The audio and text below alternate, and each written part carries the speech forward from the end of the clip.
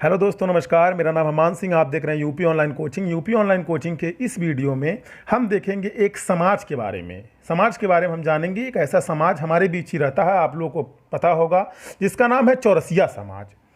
और इसके बारे में 8 चीज़ों पर मैं चर्चा करने जा रहा हूँ। पहली बात यह है, चौरसिया शब्द की उत्पत्ति और इसका अर्थ क्या है। चौरसिया समाज में कुल कितने गोत्र होते हैं।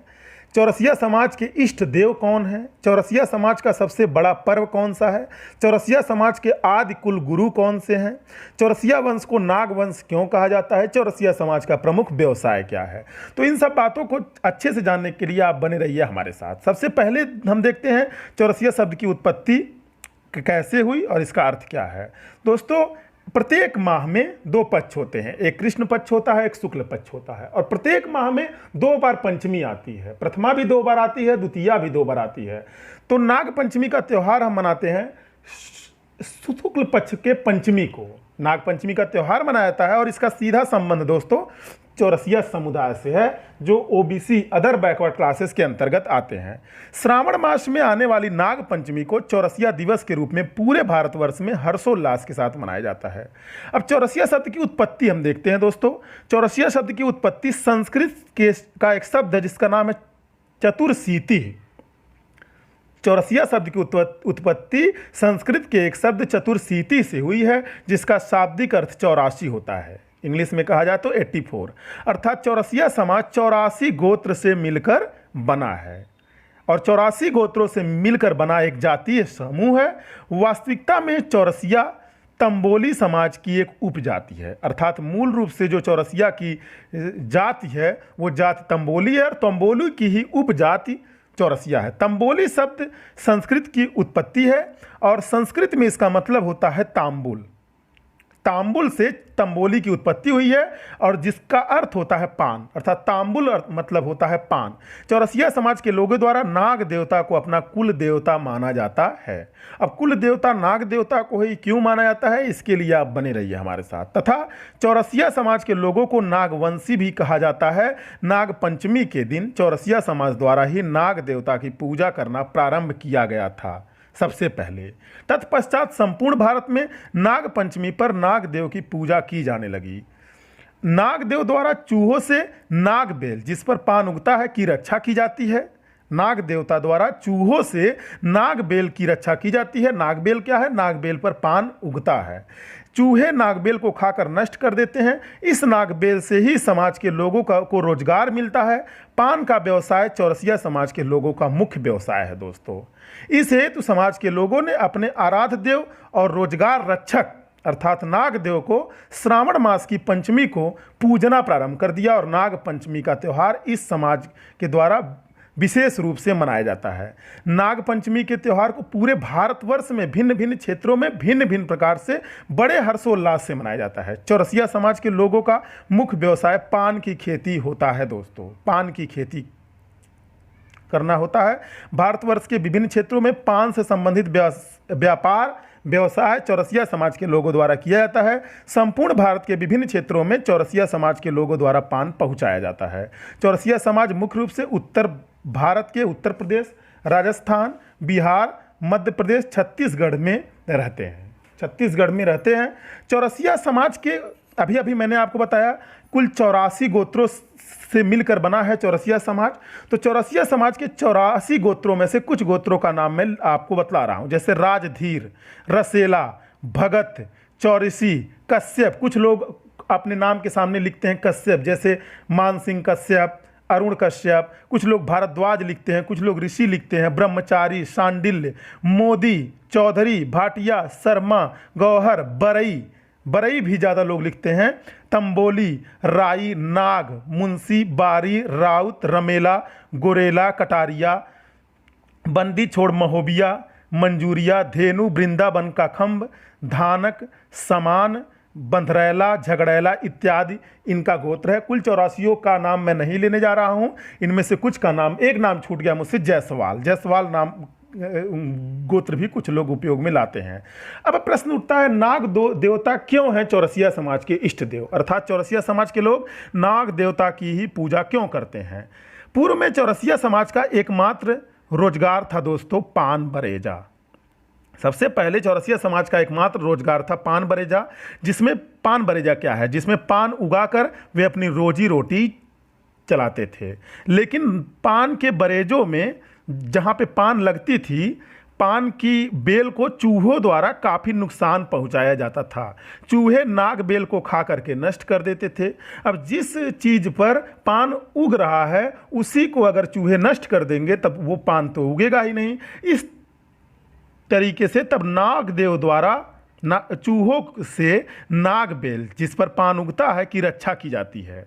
चौरसिया समाज का ऐसा मानना है कि चूहों से नाग बेल की रक्षा नाग देव करते हैं। तब से समाज के लोगों ने अपने आराध्य देव और रोजगार रक्षक को श्रावण मास की पंचमी को पूजना प्रारंभ कर दिया और नाग पंचमी का त्यौहार इस समाज विशेष द्वारा एक पर्व के रूप में मनाया जाता है, जो श्रावण मास में मनाया जाता है हिंदू पंचांग के अनुसार। पंचांग की इंग्लिश होती है कैलेंडर।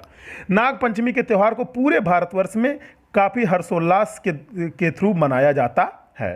चौरसिया समाज का सबसे बड़ा पर्व नाग पंचमी महापर्व है। इसके बारे में मैंने बतला दिया, फिर भी कुछ बातें मैं आपको बतलाने जा रहा हूँ।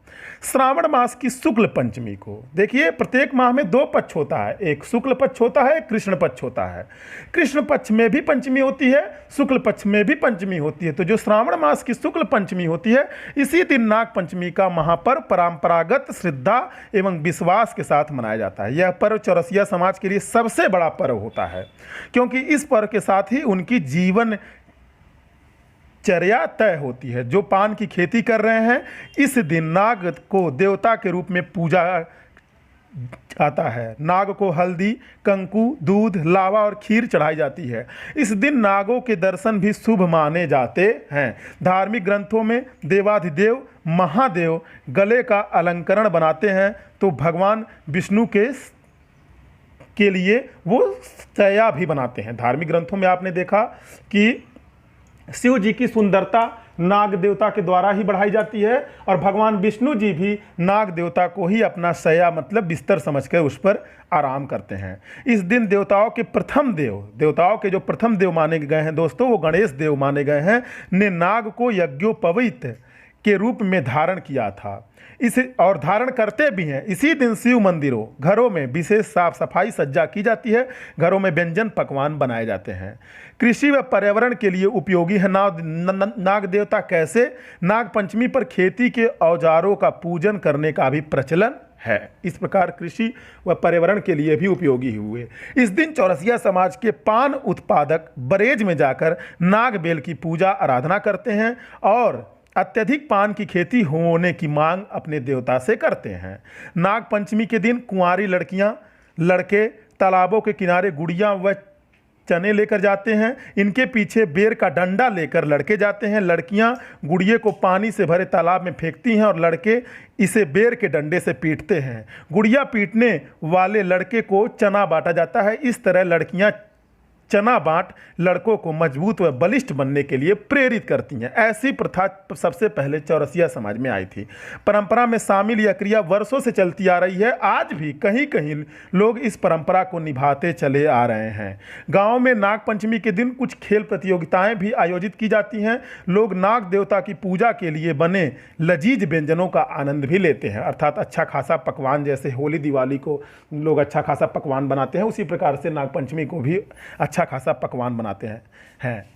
भारतीय संस्कृति में नाग का विशेष महत्व बताया जाता है। काल सर्प योग की पूजा के लिए भी नाग पंचमी का दिन शुभ मानते हैं।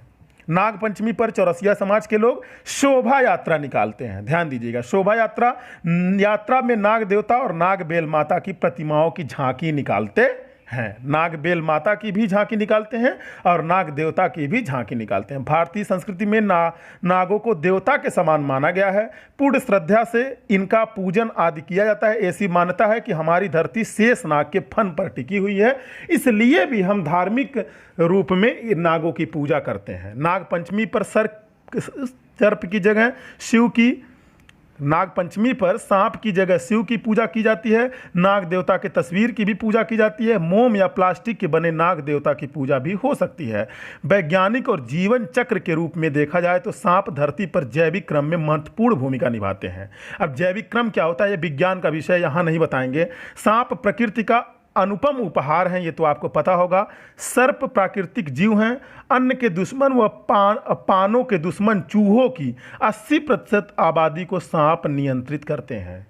अन्न अर्थात जो अनाज होता है और जो पान होता है, इसके दुश्मन माने जाते हैं चूहे, और सांप इनको नष्ट करते हैं। सांप भी बड़े प्रभावी ढंग से चूहों की आबादी को रोकते हैं।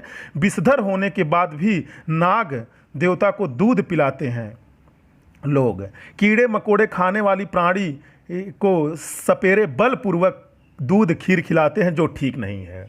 मैं आपको बताऊं, विषधर होने के बाद भी नाग देवता को दूध लोग पिलाते हैं और बलपूर्वक खीर खिलाते हैं, ये ठीक नहीं है। इसका प्रतिकार होना चाहिए, हमारे समाज में इसका प्रतिकार होना चाहिए। ऐसा इसलिए है, धार्मिक मान्यताओं के कारण दोस्तों सांपों के स्वास्थ्य पर विपरीत प्रभाव पड़ता है। धार्मिक मान्यताओं के कारण सांपों के स्वास्थ्य पर विपरीत प्रभाव क्यों पड़ता है?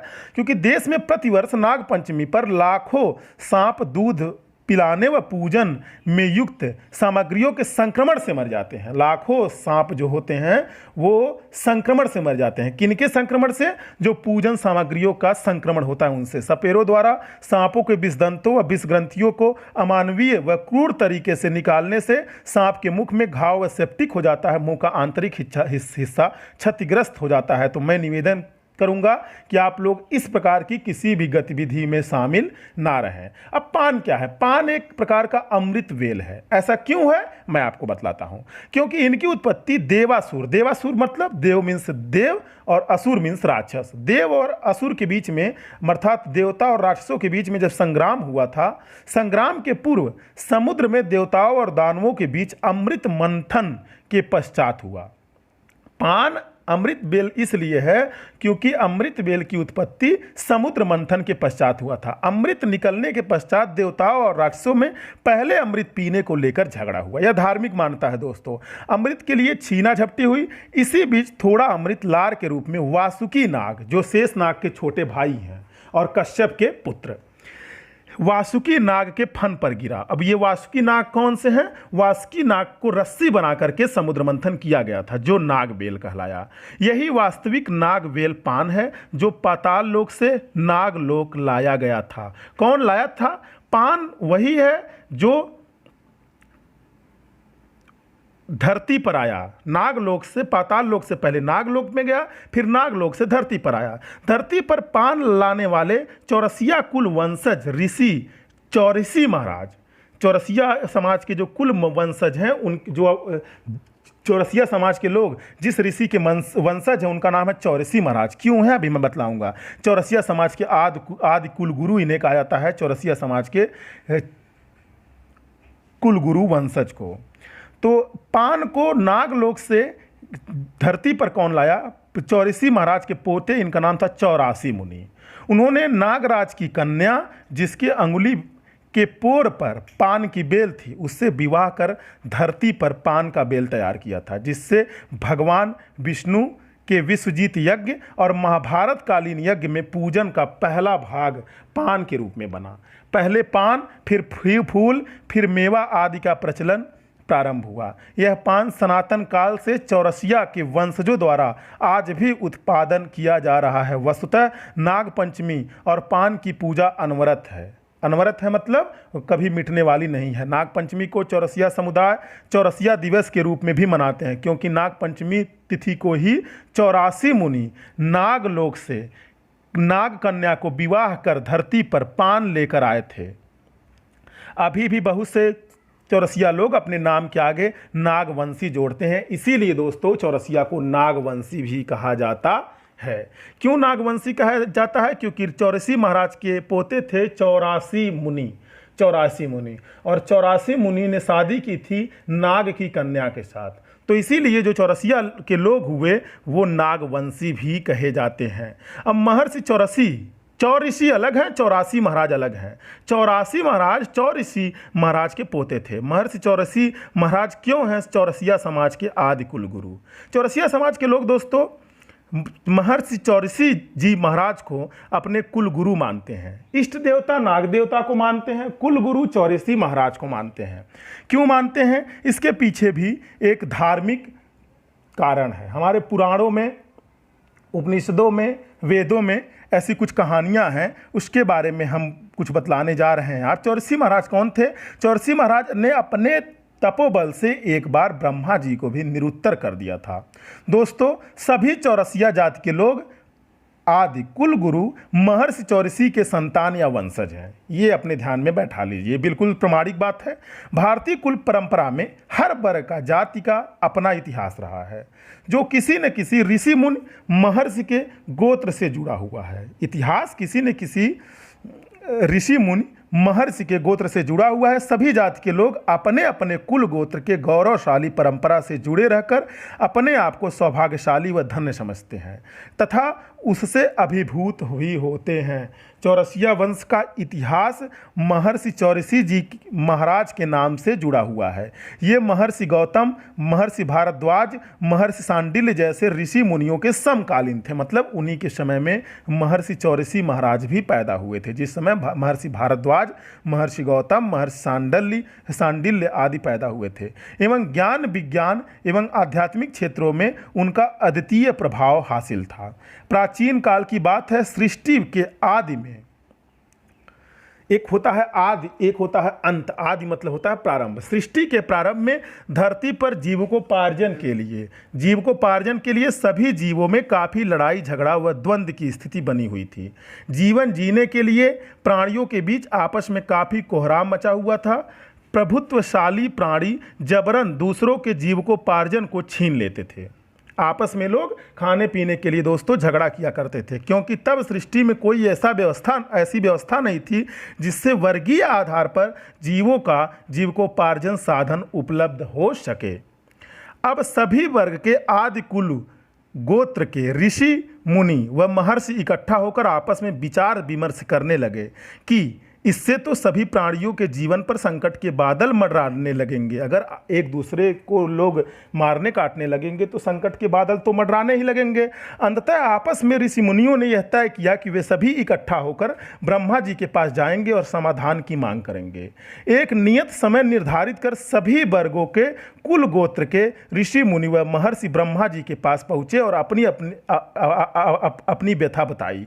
ब्रह्मा जी ने उन्हें समय निर्धारित करते हुए जीवकोपार्जन का साधन उपलब्ध कराने का आश्वासन दिया। ब्रह्मा जी के द्वारा निर्धारित नियत समय जब नजदीक आया तो धरती पर खुशी का ठिकाना न था। मानवों, दानवों सहित सृष्टि के सभी प्राणी काफी खुश थे कि उन्हें ब्रह्मा जी द्वारा जीवकोपार्जन का साधन उपलब्ध कराया जाएगा। आज के दिन इससे जीवकोपार्जन हेतु आपसी विवाद, लड़ाई झगड़े आदि नहीं होंगे। इस बात की खुशी थी पृथ्वी पर। समय पर सभी कुलगुरु ब्रह्मलोक पहुँचे, जहाँ ब्रह्मा जी ने उनके लिए एक एक कर जीवकोपार्जन का साधन तय कर दिया। अर्थात आप क्या करेंगे, आप क्या करेंगे, आप क्या करेंगे, सबके लिए कर्म निर्धारित कर दिया। जिसको जो जीवकोपार्जन का साधन मिला वह उसी में खुश था। चौरसिया समाज के कुलगुरु चौरसी मुनि तब ब्रह्मलोक नहीं जा सके थे, क्योंकि वह हिमालय के कंदरा में भीषण तपस्या में जुटे हुए थे। जब ब्रह्मलोक से लौटते हुए प्राणियों के बीच खुशियों का कोलाहल उन्हें सुनाई दिया, तब उनका तपस्या दोस्तों भंग हो गया। उन्होंने ब्रह्मलोक से लौटते हुए प्राणियों से उस कोलाहल का कारण पूछा, चौरसी महाराज ने। तो उन्होंने ब्रह्मा जी के द्वारा उन्हें जीवकोपार्जन का साधन उपलब्ध कराए जाने की बात बताई। यह जानकर उन्हें अपनी भावी पीढ़ियों के जीवकोपार्जन की काफ़ी चिंता हुई। चौरसी महाराज भी ब्रह्मलोक जा पहुँचे और ब्रह्मा जी से अपने वंशजों के जीवकोपार्जन का साधन उपलब्ध कराए जाने की मांग किए।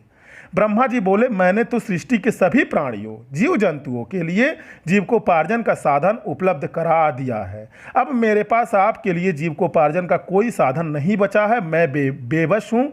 अब मैं आपको कुछ नहीं दे सकता। चौरसी महाराज एक बड़े तपोसाधक के साथ साथ हठधर्मी भी थे।